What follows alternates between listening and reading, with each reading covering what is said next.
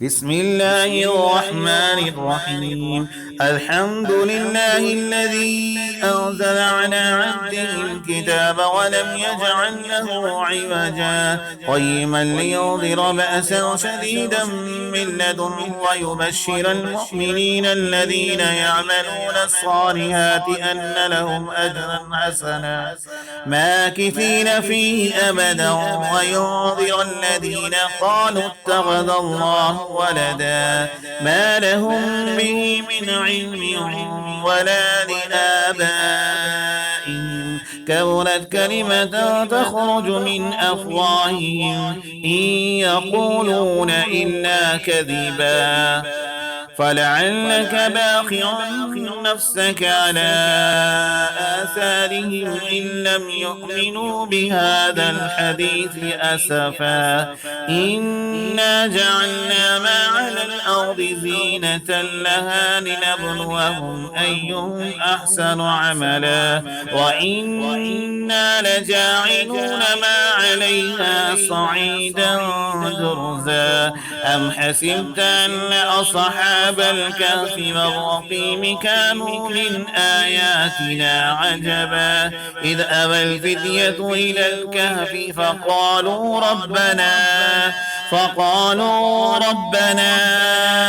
آتنا من لدنك رحمة وهيئ لنا من أمرنا رشدا فضربنا على آذانهم في الكهف سنين عددا ثم بعثناهم لنعلم أي الحزبين أحصى لما لبثوا أمدا نحن نقص عليك نبأهم بالحق إنهم فتية آمنوا بربهم وزدناهم هدى وربتنا على قلوبهم إذ قاموا فقالوا ربنا رب السماوات والأرض لن ندعو من دونه إلها لقد قلنا إذا شططا هؤلاء قوم اتخذوا من دونه آلهة لولا يأتون عليهم بسلطان بين فمن أظلم ممن افترى على الله كذبا وإذ اعتزلتموهم وما يعبدون إلا الله فأبوا إلى الكهف ينشر لكم ربكم من رحمته فيهيئ لكم من أمركم مرفقا وترى الشمس إذا طلعت تزاور عن كهفهم ذات اليمين وإذا غربت تقرضهم ذات الشمال وهم في فجوة منه ذلك من آيات الله من يهد الله فهو المهتد ومن يضلل فلن تجد له وليا مرشدا وتحسبهم أيقاظا وهم رقود ونقلبهم ذات اليمين وذات الشمال وكلبهم باسط ذراعيه بالوصيد لو اطلعت عليهم لوليت منهم فرارا ولملئت منهم رعبا وكذلك بعثناهم ليتساءلوا بينهم قال قائل منهم كم لبثتم قالوا لبثنا يوما أو بعد يوم قالوا ربكم أعلم بما لبثتم فبعثوا أحدكم بورقكم هذه إلى المدينة فلينظر أيها أزكى طعاما فليأتكم برزق منه وليتلطف ولا يشعرن بكم أحدا إنهم إن يظهروا عليكم يرجموكم أو يعيدوكم في ملتهم ولن تفلحوا إذا أبدا وكذلك أعثرنا عليهم ليعلموا أن وعد الله حق وأن الساعة لا ريب فيها إذ يتنازعون بينهم أمرهم فقالوا ابنوا عليهم بنيانا ربهم أعلم بهم قال الذين غلبوا على أمرهم لنتخذن عليهم مسجدا سيقولون ثلاثة رابعهم كلبهم ويقولون خمسة سادسهم كلبهم رجما بالغيب ويقولون سبعة وثامنهم كلبهم قل ربي أعلم بعدتهم ما يعلمهم إلا قليل فلا تمار فيهم إلا مراها ظاهرا ولا تستفت فيهم منهم أحدا ولا تقولن لشيء إني فاعل ذلك غدا إلا أن يشاء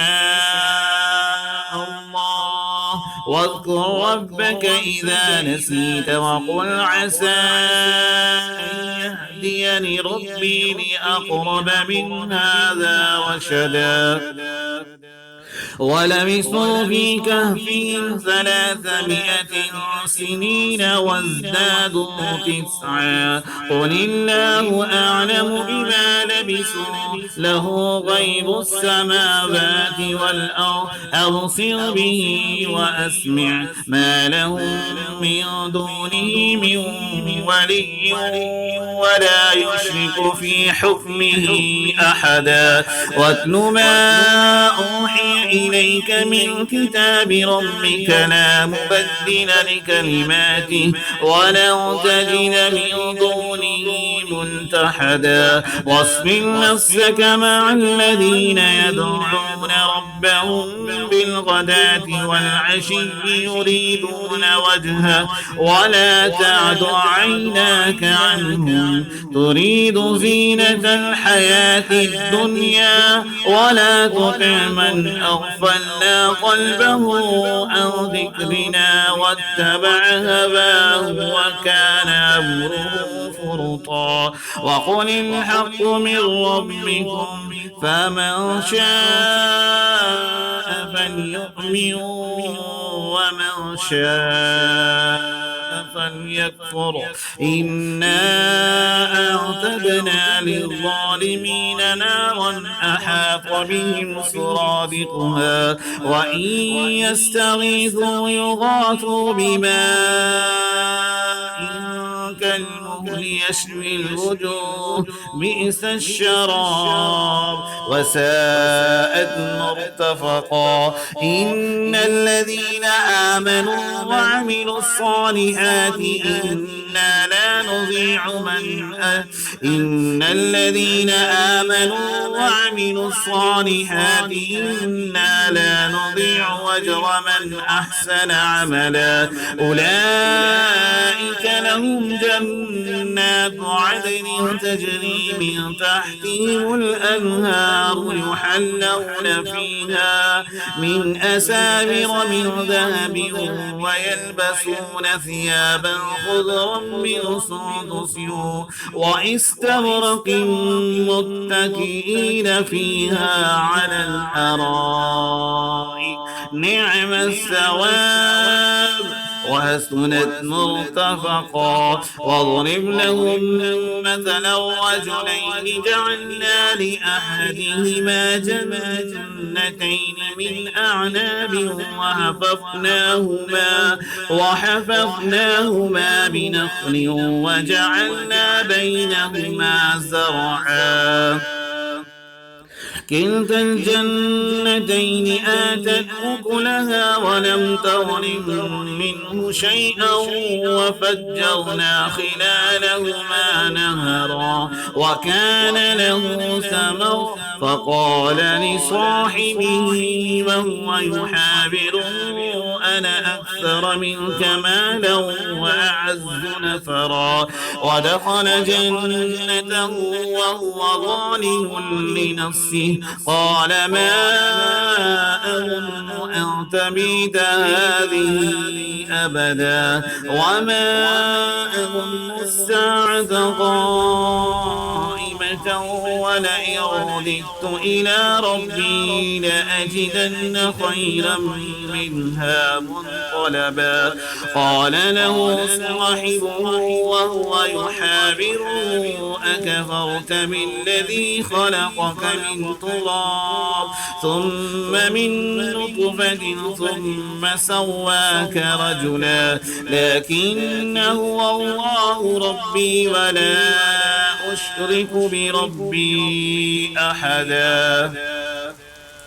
ولولا إذ دخلت جنتك قلت ما شاء الله لا قوة إلا بالله إن ترني أنا أقل منك مالا وولدا فعسى ربي أن يؤتيني خيرا من جنتك ويرسل عليها حسبانا من السماء فتصبح سعيدا زلقا أو يصبح ماؤها غورا فلن تستطيع له طلبا وأحيط بثمره فأصبح يقلب كفيه على ما أنفق فيها وهي خاوية على عروشها ويقول يا ليتني لم أشرك بربي أحدا ولم تكن له فئة ينصرونه من دون الله وما كان منتصرا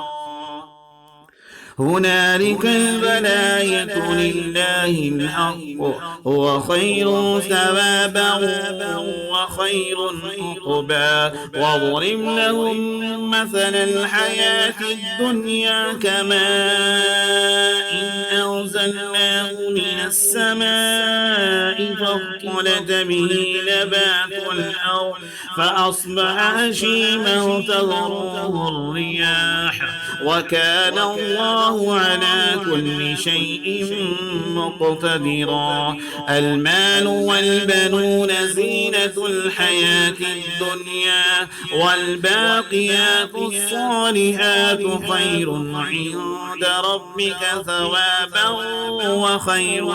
أملا ويوم نسير الجبال وترى الأرض بارزة وحشرناهم فلم نغادر منهم أحدا وعرضوا على ربك صفا لقد جئتمونا كما خلقناكم أول مرة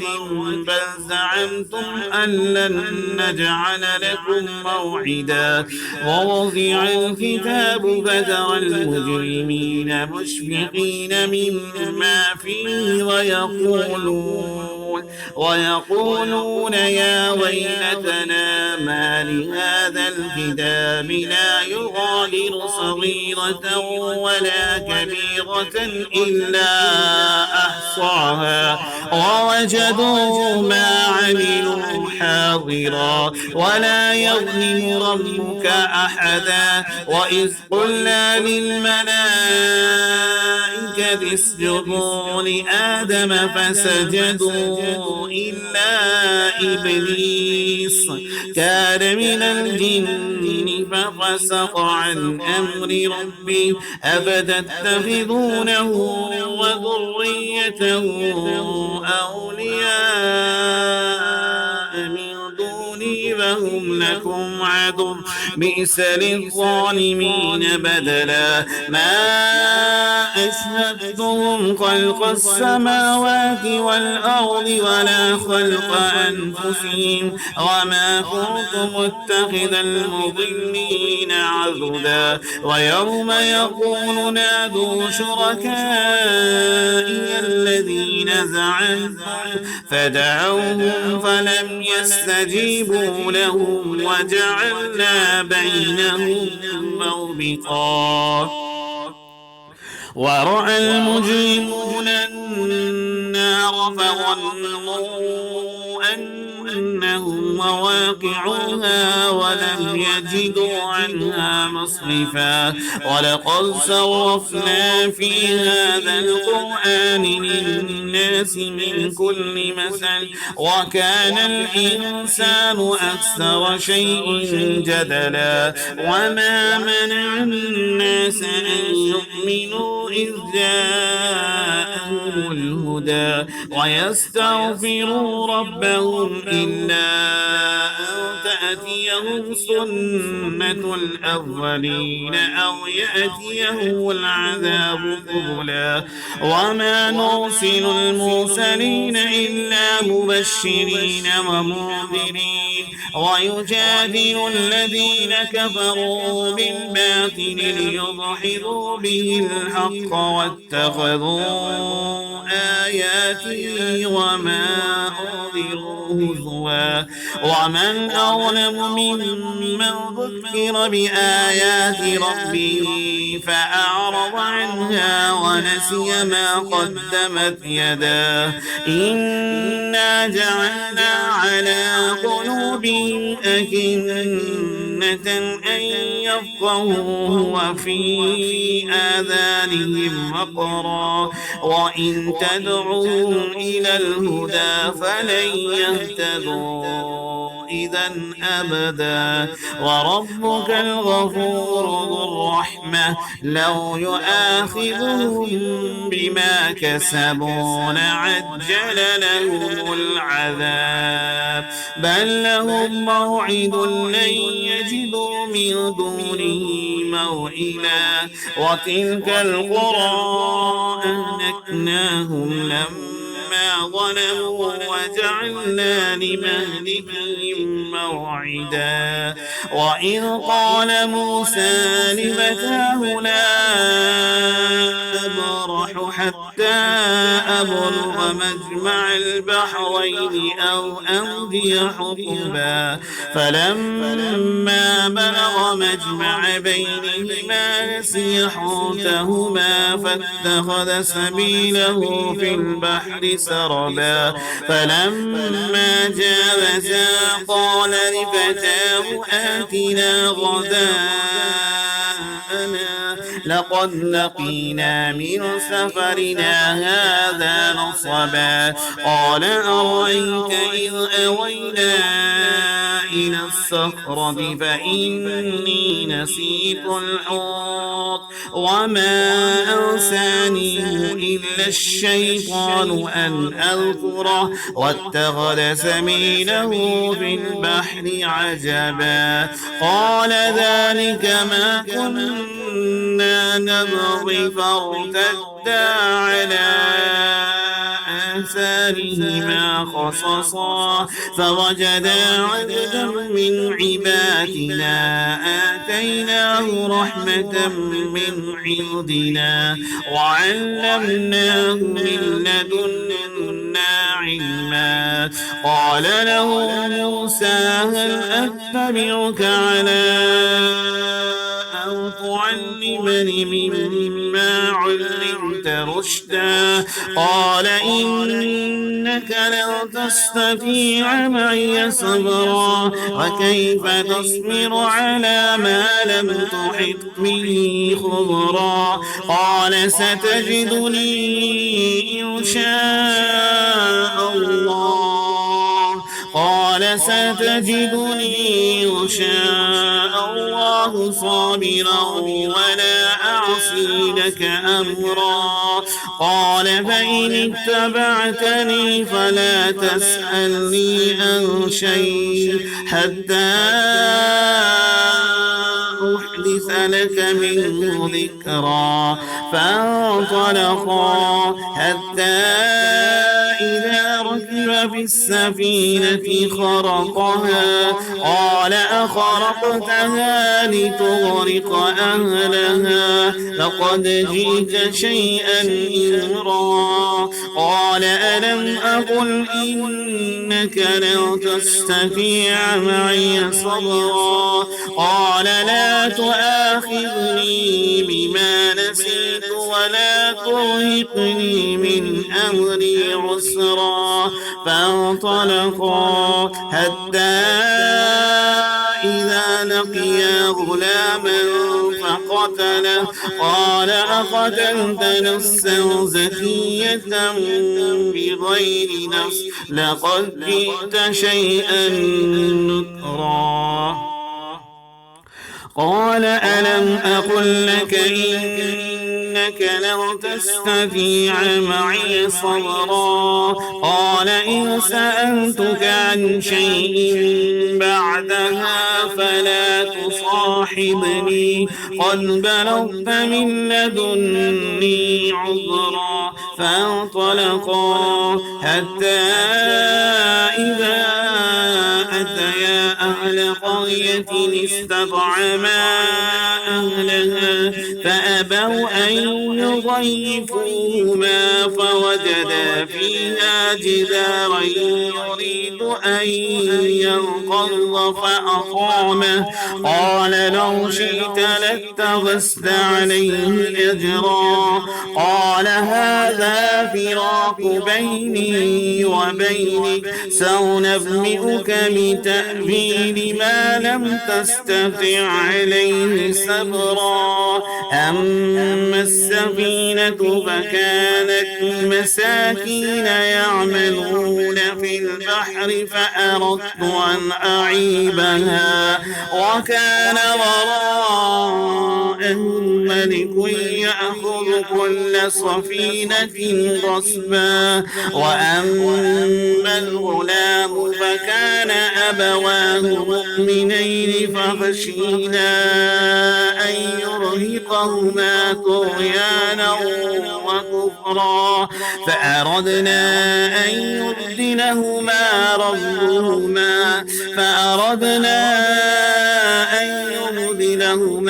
ربهما خيرا منه زكاة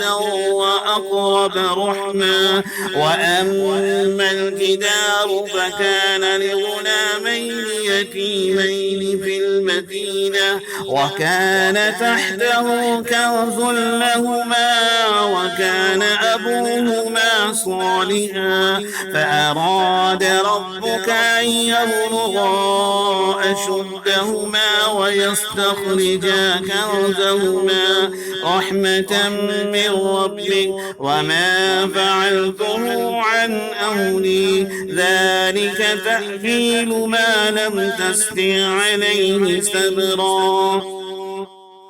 ويسألونك عن ذي القرنين قل سأتلو عليكم منه ذكرا. إنا مكنا له في الأرض وآتيناه من كل شيء سببا فأتبع سببا حتى إذا بلغ مغرب الشمس وجدها تغرب في عين حمئة ووجد عندها قوما قلنا يا ذا القرنين إما أن تعذب وإما أن تتخذ بهم حسنا. قال أما من ظلم فسوف نعذبه ثم يرد إلى ربه فيعذبه عذابا نكرا. وأما من آمن وعمل صالحا فله جزاء الحسنى وسنقول له من أمرنا يسرا. ثم أتبع سببا حتى إذا بلغ مطلع الشمس وجدها تطلع على قوم لم نجعل لهم من دونها سترا. كذلك وقد أحطنا بما لديه خبرا. ثم أتبع سببا حتى إذا بلغ بين السدين وجد من دونهما قوما لا يكادون يفقهون قولا. قالوا يا ذا القرنين إن يأجوج ومأجوج مفسدون في الأرض فهل نجعل لك خرجا على أن تجعل بيننا وبينهم سدا. قال ما مكنني فيه ربي خير فاعينوني بقوة أجعل بينكم وبينهم ردما. آتوني زبر الحديد حتى إذا سابا بين الصدفين قال انفخوا حتى إذا جعله نارا قال آتوني أفرغ عليه قطرا. فما استطاعوا أن يظهروه وما استطاعوا له نقبا. قال هذا رحمة من ربي فإذا جاء وعد ربي جعله دكا وكان وعد ربي حقا. وتركنا بعدهم يومئذ يموج في بعض ونفخ في الصور فجمعناهم جمعا.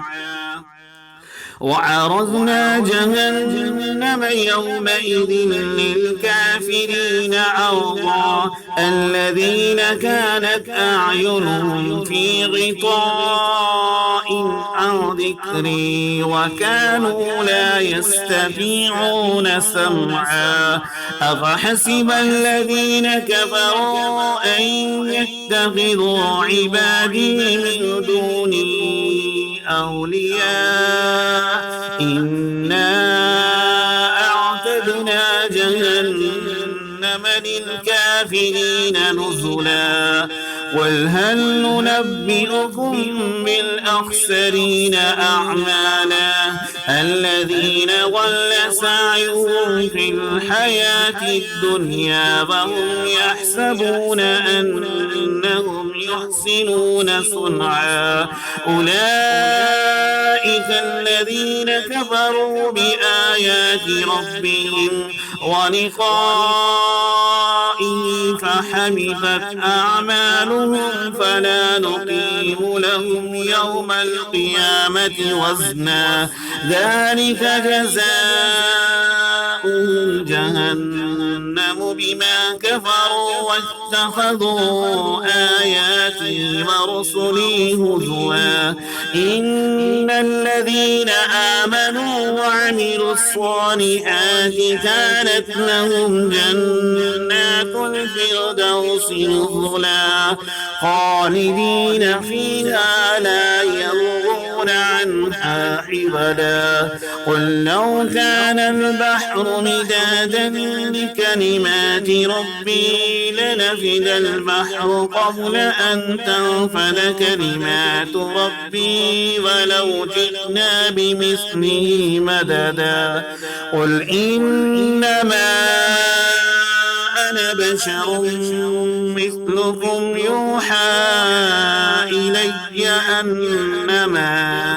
إلهكم إله واحد فمن كان يرجو لقاء ربه فليعمل عملا صالحا ولا يشرك بعبادة ربه أحدا.